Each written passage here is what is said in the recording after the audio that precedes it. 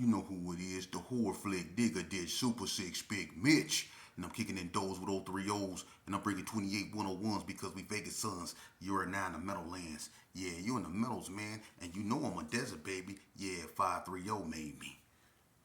Bam! You already know Hubba Dub. You already know what I'm on, scrub. Nah. Welcome to Vegas Chronicles with the whole Super Six Big Mitch. And today, like any other day, you know what we do. We kick at you with factuals. Because that's what you get when you come here. Shout out to everybody that's been supporting my small platform. Shout out to everybody that's been rocking with me from day one. Brick by brick, we do what we do, man. We building it, and if you know what the saying is: if you build it, they will come. Today, I want to get right into it, man. Right off top, man. I answer comments, that people try to, put in my comment sections, and when people ask me about Reno and why I have animosity toward Reno, I don't have animosity toward Reno. I spoke the truth about Reno. I guess you, the guy that asked the question, obviously from Reno. I don't know if you know the politics concerning Vegas and Reno and the institutions, but Reno sided with the Bay Area. And as far as Las Vegas is concerned, I'm gonna be honest with you. In there, I don't know what goes on, any other way. I only dealt with Reno when I was in an institution. But, institution-wise, Reno and Vegas don't rock together. They don't get along. For some reason, Reno think they're a part of California, and they're not, and I'm going to be honest with you. There's been incidents. I got family members, the Shepherds, the Robinsons, and all that come up out of Reno, so I got blood family out there. So it's not like I have any animosity. I'm telling you the truth. They decided to side with California. And it's been skirmishes between Vegas and Reno. And I'm going to tell you one, Vegas Chronicles. This happened while at NNCC, and it concerned a guy from Reno. His name was E, right? E was one of them short, stocky guys, you know what I'm saying? He liked to lift weights. He had like a piece of a missing finger. I don't know what happened, but one of his fingers, a piece of his finger was missing. But he was one of those guys that was, you could tell he lived kind of rough out there on them streets. You know what I'm saying? He liked to mess with drugs, obviously. But, he was one of those guys that came in an institution. He was one of those dudes that thought he was more than what he was, and, he was up in, the Reno area up north. So that's where all the Reno guys was. So he was walking around, with his chest poked out like he was tough, so he loved to gamble. And I had a OG, when I was in the game, homeboy up there that used to gamble a lot too, named Donald Ray Page. Now, they used to gamble together, and, we stayed in Unit 1, and they used to gamble together a lot, and he used to be with this one guy from Reno, had a bushy curl and big lips, looked like he had a mouth full of lemon heads. He used to walk around like this. That's how his lips was naturally, though, like this. His name was Terry Washington. If anybody know Terry Washington, an OG cat with big lips, I mean his lips like this. Like he got a whole mouth full of lemon heads. Like he got something sour in his mouth. Like that. But anyway, Terry Washington was up there with him. I can't stand that cat right there because he another one of them Reno dudes. I hate a straight Vegas hater. But look, they used to try to bully Donald Ray Page in the little poker room, right? So I guess Donald Ray, he got tired of that. So he come get me. He said, hey, she come in here with me, man. Post up, man. Because these dudes over here, they I'm up on the game. And they talking funny and I don't know what's going on. So I go over there with them. I go post up with them. I don't really know nothing about poker. But, I know something about poking something. I don't know nothing about poker. But I know how to poke something. You know what I'm saying? So I went over there with him. And we went up in the room. And, sure enough, the dude, first thing he says, what you go get him for? And I don't say nothing. I'm just, I'm peeping game. I was one of those guys. Anybody know me, up in the institution knew I was a fool. So when he said, "What you go get him for?" He automatically was I automatically keyed in on him. So I ain't saying. I just posted up. He was like, "You went and got your homeboy, so I went and got mine." So they going back and forth, you know what I mean? And he was like, man, it's between me and you know what I mean? You ain't got to go get nobody because I don't buy nothing. And when he said that, I basically told D-Ray, I was like, hey, check this out, man. Let me holler at you, homie. And he was like, "What's happening?" He left and went in the dorm and went and put on his shoes like he was waiting to, do whatever. So we go in the bathroom. I go in there with him, and the first thing I do is I slap the bow before we even did anything. I ain't gonna lie, I keep it 100. I slap the bow. The whole hallway heard it. Bow. I was loud, right? You know what I mean? Because I don't know who he thought he was dealing with. You know what I mean? And I was a real, real big dude. You know what I mean? So I smacked him up in there. You know what I'm saying? That was the first incident with that cat. You know what I mean? And we got into it, you know what I'm saying? I smashed him. You know what I mean? It was head up. We got out. You know what I'm saying? So D-Ray didn't have to because D-Ray wasn't no fighter. So I took care of that. So I thought. But they didn't do nothing but make what was already simmering start to boil. So he went around and told all the Reno dudes what happened. You know what I'm saying? Now they got they got issues. And they had this one cat up there named Emmett, Big Emmett. Emmett, me and him was cool. Emmett was on something else. I'm not going to get into that. But you know what I'm saying? Emmett was on something else. But Emmett was like, he was cool. Emmett and Damu, Emmett, we talked and Emmett, like, he squashed it. But, I didn't really too much care for that cat E. Right? So look what happened. Lonzo from Northtown. It was Lonzo, Shy Baby, and all them. They was up there. So they moved Lonzo to the unit. He was in the trust program. So they moved Lonzo in the unit. Lonzo was finna go home. And Incredible Blue, he came over there. This before all that bullcrap happened with the Eddie Hector and all that old stuff. You know what I'm saying? This when he was still Incredible Blue. So Lonzo moved in the unit, right? And Lonzo, he was cool. He started gambling. So that kind of like balanced it out now because, even though, Lonzo was from the north, he still was from Vegas. And, he had D-Ray back. So Lonzo was up in there, so everything was cool. So the dude he started losing. He couldn't bully D-Ray no more. You got another Vegas cat up in there that got some size on him, that got a reputation, you know what I mean? So he didn't like that, so he went on a cold losing streak, so he started doing bad. So look what this cat do. It was some Renos that stayed up in there. Everybody know, how the politics is with the brothers and the Southsiders. We don't mess with each other. So he doing bad. He ain't got no money. So the Southsiders had bought, some clean shoes, some Nikes up off the package, right? So he decide he want to steal them. So when everybody go to breakfast, he go over there in the Southside area, steal the Southside shoes, right? So now it's a big old thing when the Southsiders come back. They tripping. You take something from one of them, it's gonna be an issue. And they gonna shut the yard down until they get their stuff back. You just ain't finna take something from one of them Southsiders and it's gonna be like that. Nah, ask anybody up in there. You take something from one of them Southsiders, you gonna have to deal with them Southsiders. Cause they coming. And if they don't get whatever got took back, they shutting the whole yard down. That's how they get out. But anyway, when he did what he did, he was a cat that stayed back too, that was in the shower, that got out the shower and kind of like witnessed E coming out the air. So when everything go down and the Southsiders get to grouping up because they like who took the shoes, and they went to the one cat, the white cat. He basically said, "I seen a black come up out your area," and they was like, "What black?" And he wanted to stay out of it. He was one of them non-affiliates. He wanted to stay out of it. He didn't want nothing but them Southsiders pressed him. Like, who you talking about? So basically, it was either give up the dude you talking about, or we go get you. So the dude said, he basically told him it was E. Right? So the Southsider looking at E, and E was like, "I ain't got to steal. Y'all already know I got money. He lying. Woo, woo, woo," right? So Incredible Blue sitting back, he peeping game. And Incredible Blue, one of them dudes, Lonzo, he one of them dudes that's been in the joint, for many years, and he know how the politics is in there. And he know it can get serious when it come to that. So what Lonzo did is Lonzo he kind of like came to me and a few more cats from Vegas, and he was like, "Hey man, check this out.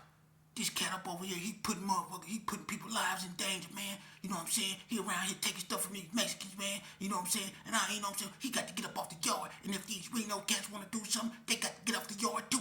You know what I'm saying? We ain't finna be having that around here. He putting people's lives in danger, taking stuff from people, you know what I'm saying? Because his broke ass can't pay his debts. Nah, man, he got to get off the yard, cuz. We ain't squad. Lonzo, everybody know how Lonzo was. So we was like, he got to go. But the Reno boys was like, he ain't got to go nowhere. we just go to war with the Mexicans. We was like, ain't nobody finna go to war with nobody. Y'all got to go. If you don't go, y'all all got to go. So now it's tension in three ways. You got the Vegas and the Reno boys feuding, and now you got the SAs feuding with just the blacks, period. So it's about to go down. So Lonzo, he decide, you know what? I'm gonna just put this cat all in front of the Mexicans to show them that, you know, we don't tolerate what he did and we don't condone what he did. And he had Terry Washington walking around looking like MC Blowfish. He had him walking around like this, like he was gonna do something. Man, look, Lonzo went and got this OG cat named Melly Mel, right? Melly Mel, not Melly Mel from Peru, but it's another OG cat. Everybody know Melly Mel used to work for New York Labor, always walked around with the water hose slung over his shoulder. Melly Mel, he go get Melly Mel. Now Melly Mel quiet, but Melly Mel, you know, he with that Vegas, you know, he ride for Vegas. So Lonzo went and got him. And so I kind of peeped what was going on. I'm like, what's up? He said, I'm finna put this fool all in, little sheepdog. Just watch my back. I said, I got you. Right? So they go over there to the unit. To the module where E always stayed around, you know, Terry, because he knew something was about to happen, whether with the SAs or with Lonzo, because Lonzo kept pressing him. So Lonzo went up over there, and when Lonzo went up over there, Lonzo had his gloves on. Lonzo was on swole. You know, Blue was on swole. Blue went over there, and Blue said, yeah, ain't about you around here putting people's lives in danger, and took flight on him. Bloom! And I mean, hit him hard. I mean, listen, and when he took flight on him, Terry was sitting down. He got on some thermals. He's sitting down. Man, look, when Lonzo fired on E, that boy jumped over that TV where his bed was, they got these lockers, and you can put your TV on a locker, or you can put your TV on your tub. When Lonzo hit E, he jumped on top of his bed and jumped over his locker. Oh, he jumped over his locker and got up out of there. And to do that without hitting his head on the ceiling, I don't know how he did that. But when you scared, you do some of the most amazing things. But he would have won a gold medal in the Olympics. He'd have been on the podium, on the top for that whatever move that was that he did to get up out that way. Because Lonzo hit E hard, and then look, Melly Mel put him in a 4 Nelson, and Lonzo just started whooping him. The SA's right there watching him, Lonzo, and was talking to him. Yeah, cuz, you around here putting people's lives in danger, and you... I mean, Lonzo spent some time on him, whooped him out, right? And so now the Reno boys, they grouping up, they mad, they about to make a move. It wasn't happening. They got shut down, and they remember this day too. They remember this day because a whole bunch of them got rolled up. But I don't like Reno. It's the truth. Look at the stuff Reno do. I ain't saying people from Vegas don't steal, and it's been incidents with people from Vegas. But when you do it arrogantly, and when you put people's lives in danger like that, man, and then you walk around and like nothing ain't gonna happen to you, man. Yeah, it happened to him up in Reno, up in Carson, up north in that area. He got ran off the yard. He got smashed. Lonzo put them all in front of the SAs. And got his shoe and got their shoes back and made him get off the yard. And that's how it's supposed to be. Because he was putting everybody's life in danger with his behavior, with his actions, going around taking stuff. That's one thing you don't do in the system. You don't steal. Especially from other ethnicities. You don't steal. You don't do that. Because if you do that, you will get dealt with in either by the ones you done it from, you done it to, or your own. They go get you, man. Because people ain't finna let you start no major war behind no foolishness, because it can get serious up in there. So it's not about me not liking Reno. That's way off base. It's about, you know, what Reno has done. And it's a lot of cool cats from Reno, don't get me wrong. But Reno has decided that they have more in common with California than they do with Las Vegas. You know. And in every like major incident that happened, especially up north, that's how they act. But when they come down south, like to High Desert or to Indian Springs and stuff like that, they very quiet. They very quiet. You wouldn't even know they was from Reno. You see? They don't feel safe down there. They don't like it down there. The first thing a Reno cat do when they go down south is try to get from down south. They don't like it down there. You know, they don't even run their yard. You know, up north, Reno don't even run their own yards up there. The Bay Area try to run the Reno car. Dudes that be from Sacramento. That's the crazy part. Dudes that be from Sacramento. I remember Big Tone. Big Tone was running the Reno car. Big Tone from Old Park. He from Sacramento. Then you had the boy Q. Q from Garden Block. He from 29th Street somewhere. And he from Sacramento. Everybody but Reno people have ran Reno. I mean, the only people that really, you know, that come up there that take over a Reno car that's really truly legit is people like Dick and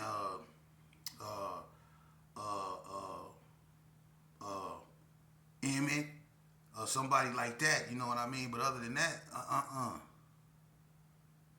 So it's not about me hating Reno. It's about Reno. I'm gonna be honest with you. Reno suck. That's the only way I can put it. You know, cause they don't even have an identity, man. So I'm gonna leave that alone. But no, I don't dislike Reno or nothing like that. I just keep it 100. You know what I mean? Another thing I want to talk about. I want you to understand that one thing that we need to talk to these youngsters about is peer pressure, and I want to talk a little bit about peer pressure, and because you know even though I'm out the game and I've been out the game for a very long time, I didn't just wake up one morning and say that I didn't want to be involved in gang activity. I didn't want to be involved in the game no more. You know, I really had to show through my actions and prove not only to the people that were, that I went in front of as far as parole, but I had to prove to myself that I really, was through with this, that I really matured, that I just didn't get old. I had to go through things. I went through hearings and stuff like that. I really had to reclaim my individuality. And I had people in my ear. I had people that still expected me to be on the front line. This is one thing I don't understand. And youngsters, I want y'all to pay attention because a lot of these cats up out here, man, they're around y'all up, but they're around y'all up to do something, that benefit them and not y'all. They round y'all up to put y'all at risk. You see, if they not rounding y'all up and telling y'all to go to school, or rounding y'all up and telling y'all to clean up your community, or if they ain't rounding y'all up and telling y'all to chill out and stop being nuisance in your area, then them ain't your homeboys, man. Because if someone really love you and got love for you, they wouldn't put you out there to have you harmed or to harm somebody else, man. They go try to have you out there doing something that's productive, man. They want to see you win. That's somebody that's really for you, man. These cats that y'all get this title of OG to or big homie to, y'all need to watch those words, man, because a lot of these dudes isn't warranted of those titles, man. A lot of these cats don't carry themselves as real OGs. They don't, because a real OG, he realizes that the reason why he went through what he went through is because he can educate you so you don't have to go through what he went through. And just like a father teaches his son, they go through what they go through so their son can have a better life than them. So if your OG ain't telling you why you shouldn't bang, he not your OG, because that's the reason why he banged. So you shouldn't bang. He know what happened in this game. He done lost all his homeboys to this game, and he know you gonna suffer the same thing if you stay in it. So if he not educating you on that aspect of this game, that's not your OG. Get away from him. For real. When your OGs when they talk to you, they should be telling y'all the truth. See, this thing ain't no such thing when y'all so quick to say homie this and homie that. Y'all use that term so willy-nilly loosely. Let me tell you something about your homies. Your homies be the same ones. Let me tell you something. I had a so-called homeboy. And I told the story before, but I'm going to tell it again because y'all not hearing me. I had a homeboy that came up north from down south. And he lied about why he was up there. He didn't tell the truth that he was ran off the yard because he let one of his big homies get dropped by a Cali boy. Yeah. He was standing right there when a Cali boy stole on one of his big homeboys and dropped him, and he didn't do nothing. And his big homeboy was going to the pardons board. So he didn't want to do nothing. He didn't want to mess up his pardon board because he done been down almost 30 years. But the fact that one of the Cali boys felt brave enough to put their hands on the elder, you know, he was supposed to make his move and he didn't. He froze up. He didn't do nothing. So they put a green light on him. He get off the yard. He come up north with me and lie to me while he up there. But what he didn't know is they sent a kite up there with somebody that came up there with him. They sent a kite. And the kite said everything that happened. I gave him the kite, let him read it. Not to put nobody on blast, but this is the fakery up in this game, though. But I know a certain individual remember sitting up over there in front of Unit 5, behind Unit 2, on that little round drain thing, crying, talking about, homie, man, what I was supposed to do? It happened so fast, man. What I was supposed to do, man? You know what I'm saying? I didn't even know what's going on. I was just getting off work. You don't remember that? You was crying. And they wanted something to happen to you. I ripped the kite up, went against the grain, because I don't take orders. I ripped the kite up. Told you was okay. That's how I knew I grew up. That's how I knew I was mature. That's how I knew I really wasn't with that no more. Because I went against the grain. I tore it up. Because you said you wanted to go home.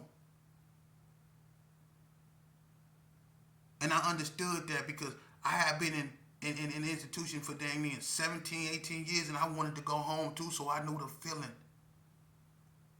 But I ripped it up. You see? That's real. But see, they don't act like I ripped it up. They out here still in the street talking bad about me with the homies. I had a cat call me one time. Look, I'm going to put him out. A cat called me one time and check this out. This is what your homeboys do. You tell me. I had a cat call me one time. Go tell me, yeah, I like what you're doing. The videos and stuff, man.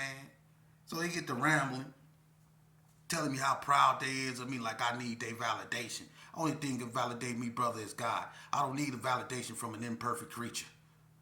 You know, but anyway, he will tell me how much he was proud of me, like I'm a little puppy he just petting or something. Boy, you got me bent.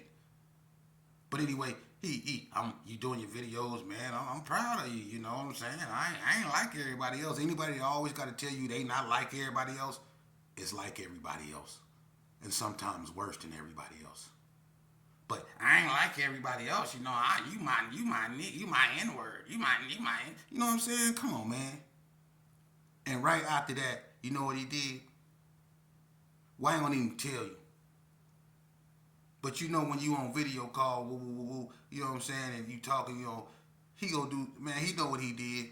I'm not gonna even put him on blast, but he did some of the most disrespectful thing a person can do, and you know, to me, he did, you know, right after he told me he proud of me. But that just goes to show you, your homeboys. Now y'all probably saying what he did, and if I told y'all what he did, y'all be like, oh, he a bitch. You know, y'all, I'm not gonna go there. I'm not gonna even say it. I'm not gonna even say what he did, but let's just say he foul. He foul, and I'm gonna just keep it 100. What you did was some police ass. What you did, but I'm not no mouse, and I'm not gonna take the cheese. I'm not no mouse. I'm not gonna take the cheese, partner. You've been a hater from day one, but that's cool though. That's cool, because you know what put fire out? Water. And that's why I remain cool. I let God deal with rotten fruit. That's why they fall from the tree all by themselves. I don't got to do nothing. Let God send a strong gust of wind through there. And they rotten fruit fall from the tree all by themselves. You ain't got to do nothing, youngster. You ain't got to prove nothing to nobody but yourself. Listen to your family. Listen to your mama. Take it from a real one. A day one. I'm a real one, and can't nobody take that from me. I'm one of the last ones left, and take it from me. Stay your behind in school, man. That's where you go win at. For real. Listen to what your mom tell you. If she tell you something ain't right, it's not right. You might not like it. You might not want to hear it, but you need to. See? And that's what life is really about. Wants and needs. We want a lot of things, but we need to be grateful for what we already have. See? You want money, but you need to take your behind to school and be educated. You want girls, but you need to work on yourself. You need to work on your character. You need to work on you. You want a big house. Well, you need to go up in there, get you a business degree, learn about real estate, and get you some houses. We always focus on our wants, but we don't pay attention to our needs. You see? And what we need is structure. We need education. We need acceptance, self-acceptance. And one of the basics of self-acceptance is acceptance, self-responsibility. That's what we need to do. We need to look within and start accepting self-responsibility. That's what we need to do. Let's connect with one another and build with one another instead of tear each other down all the dang time, man. We done enough of that, man. That's why we don't have nothing. Because we don't want to see one another with nothing. You know, when we so tied up into this gangster life, man, real gangsters take care of their kids, man. They put in that real work, man. Like showing up for school on the first day with their children. That's gangster. That's the function